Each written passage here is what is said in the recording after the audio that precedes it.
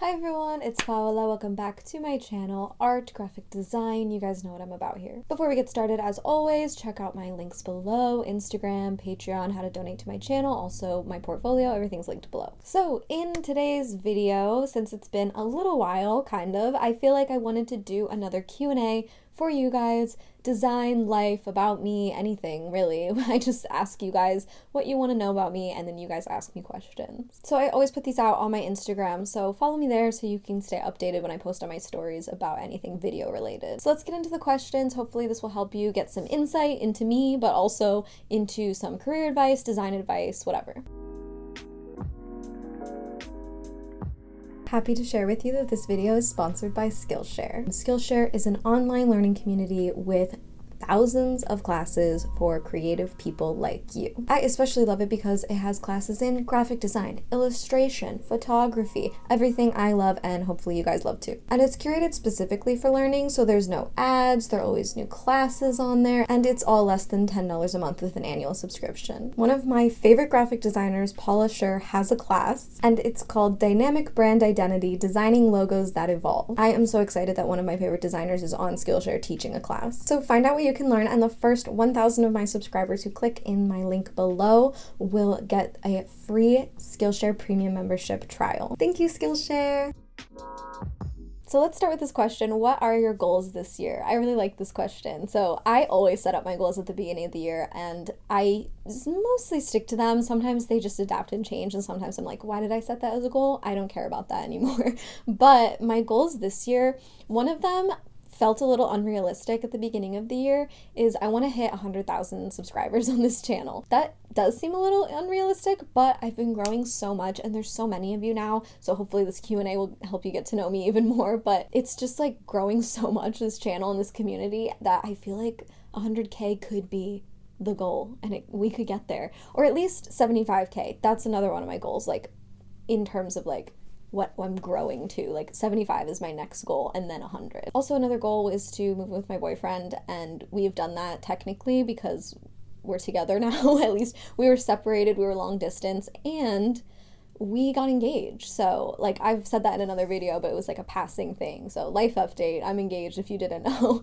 But yeah, it's been good. Like all my life goals and career goals are really matching up. And one more career goal is that I wanted to reach a certain threshold of how much I was making a month in order to support myself. And I have reached that goal, and I have reached the goals of how many clients I want, how much I'm making on YouTube, how much I'm doing with all my work. And I can't believe I've reached those financial goals, and it feels really good. Like 2021 has been really good to me. So this question says, which platform should I focus my side project on? Do I share on socials?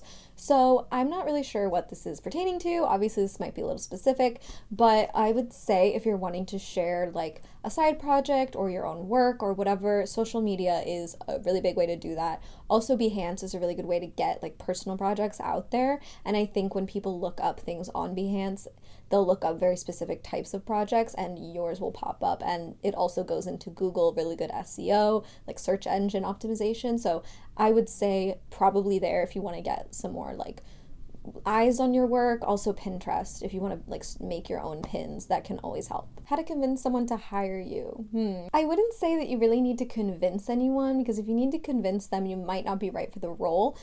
But I will say just showing your work and showing your work ethic through your designs is a big way to get a job in design. I mean, you can't rely on just talent and you can't rely on just good work experience and background. Like it is a balance of both. You have to have a strong portfolio and you have to have a good personality that fits with the company you're trying to work for. Are you in New York? Favorite font, favorite period in art history? Let's answer these. I love these. So first, am I in New York? No, I'm not in New York anymore.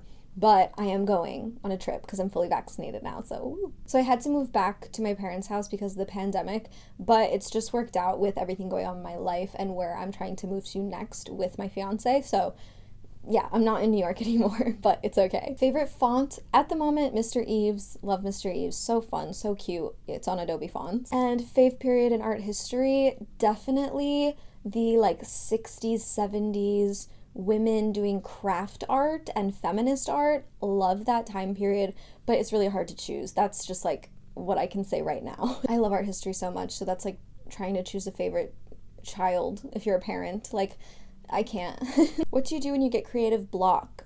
I go on Pinterest, I go on Behance, I look at other people's design work, like on Instagram, some people that I like, some design studios, I look at everybody, and I just see what people are making out there right now, and I just get inspired again, because I'm like, oh, I should just make something simple, not something like a whole thought out project. Like, just sit down, draw something, just sit down, put some shapes together on a computer, like, just do some things, even if you hate it. That's how I always get past it. So this question said, how many times did you press undo while making this story background? So when I posted this story to ask me questions, I actually used this photo, which is actually just a photo. It's not like I drew it on my stories. It's a photo that I use as wallpaper on my phone. So I created this photo and I put them on Patreon for all the $1 patrons. They get phone backgrounds, desktop backgrounds every month. Do you have suggestions for people individually studying graphic design? Like, is it possible without a bachelor degree? So I know that some people going the self-taught route with design feel like they can like get behind, and maybe they just feel like they're behind because they don't know what's going on in schools or traditional courses, but there's always ways to get ahead. I mean, look at design trends, practice on your own, practice your skills, practice with programs you want to use, and just see what people are posting, see what people are doing out there, and then follow along. I mean, the only thing you can do is really study, take that initiative yourself. I always say that, like, you have to look through books, you have to learn about these principles, design aspects. So go into it, you can do it. Like, you're not going to be lagging behind anybody else because it's your own path, it's your own journey. Advice for those who have been out of the design game for a while and are trying to redo their portfolio. So I think, again, like, looking at design trends, but just also like seeing what's out there, seeing what's popular, and then taking that and making it your own. I mean, you don't have to follow these like main trends, but there are just so many new things in design that can get you excited again about it. And I feel like that happened with me in the last year. I just felt so behind and so blah, and I didn't have a lot of new work.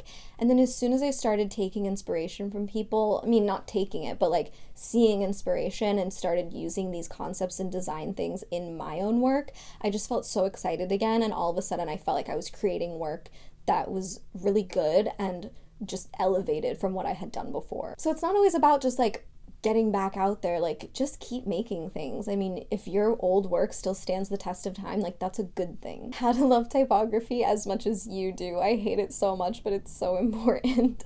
I'm not sure. I feel like I just latched onto it and I just love it, but I would say if it's something that stresses you out, start breaking the rules of typography. I mean, I learned so many like little rules and little things, and I had a very strict typography teacher, which I appreciated, but there were so many rules and elements you had to follow.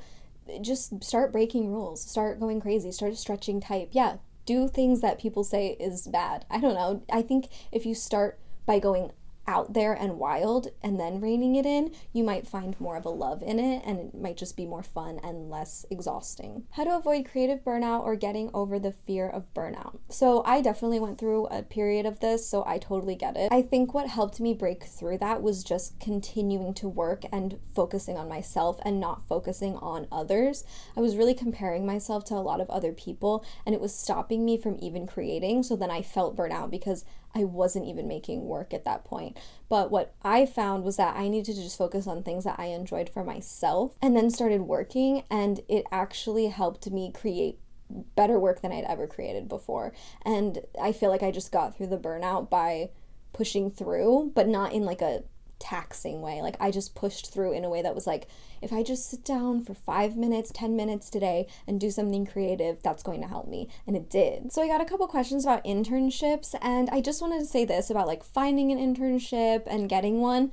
I would say if you are in university, take advantage of your professors and these opportunities, because they will pop up, they will know about them, you can talk to them, go to them and ask about those opportunities. That's how I know like a couple of my friends got internships, was through school. So that's one of my tips. And then another tip is, if you don't have that resource, use Instagram and follow these design studios that inspire you. Look into that, follow these people, check out when they're hiring, or even email them and ask them if they are looking for any interns.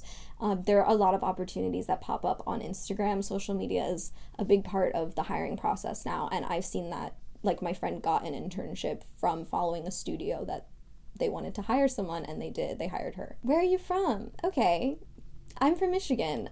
Yeah, I know a lot of people probably don't know that. I am from Michigan. I am Colombian American, so that's probably why people get confused, because like I have the Colombian flag in my Insta bio and stuff. But yes, how to diversify your portfolio. So a great portfolio will not have just one thing. I always say that it's not just poster design, logo design. Like, you really want to have a lot of different concepts and ideas in a portfolio, but you want to have the best of your work. So if you're feeling like the best of the best is really just a few things and not a lot of diversity, just branch out and try new things. I mean, there are so many aspects to graphic design that I feel like you can find a way to diversify very easily. So you could do a brand design, but then you could do an album cover idea, like reimagined or something like that. And that already brings in slightly different types of projects and not just like digital design. You could show something that would be print. You can show something that would be digital, and then things just start getting different. Art book videos. Do you have top 5 books for someone trying to learn alone? Yes, I do, and I'm thinking I might make a video on it, but definitely don't find a job, make a job. Definitely like graphic style manual. I have these, I'll link them below, and I will maybe do a video on it soon. How many clients do you take on every month? So I don't really have like consistent month by month clients. That's just not how I work and not really how my work goes. But I have had more consistency in my clients, and it's been great. But I would not take on more than 2 clients a month, honestly, with the amount of work I do in general, the amount of work I'm doing on YouTube and everything else. I would never take on more than 2 at a time, but I don't have 2 at a time all the time. Sometimes I just have 1. Sometimes there's like a month where it's off. That's just how it goes with freelance. Can I make it out there as a self-taught graphic designer? Absolutely. I used to be a person who was like, listen, everyone should get a formal education, blah, blah, blah. I disagree with my old self now, because that is such a classist way to look at it. I've said this before. You can do anything. You don't need a formal education into this. There are, benefits of it and there are cons of it. So it's all about what you make of it. And I think you just have to be really motivated and actually try and take the initiative for yourself. Not everything's going to be handed to you. And I'm not here to promise anything. I'm just saying I think that if you can't go to school, that's okay. It doesn't mean you can't be successful. What is your sign? I love this question. I'm a Libra. Yes, Taurus moon. So anyway, okay. What kind of iPad and pencil do you use? I use a 7th generation iPad, and it's not a Pro, and then I have the 1st generation Apple Pencil because that goes with the non-Pro iPads. What advice would you give to Paula from years ago when she started with graphic design? Take more opportunities. Actually try. Like, I did not try enough with job stuff, internship stuff.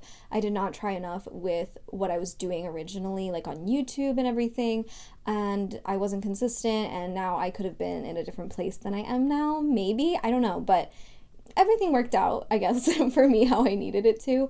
But definitely take more initiative myself and actually do the things I want to do in terms of projects, job stuff, everything. A couple for people who are just getting started in graphic design, tips and advice. That's my entire channel. I mean, I'm here for you. If you ever have any questions, comment them below. I'm here if you guys need help.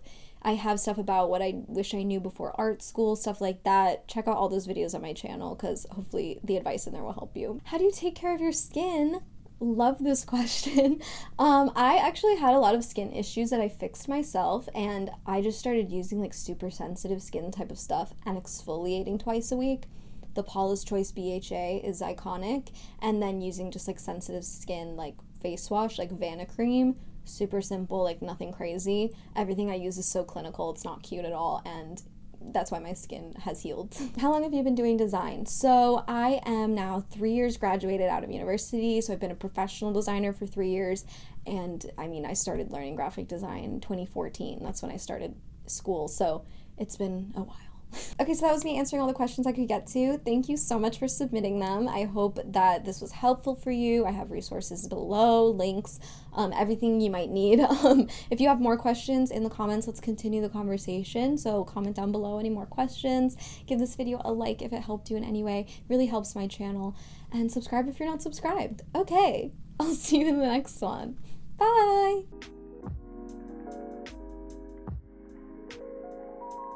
People asking me my sign is my favorite thing. Let's talk about zodiac signs. Let's talk about birth charts.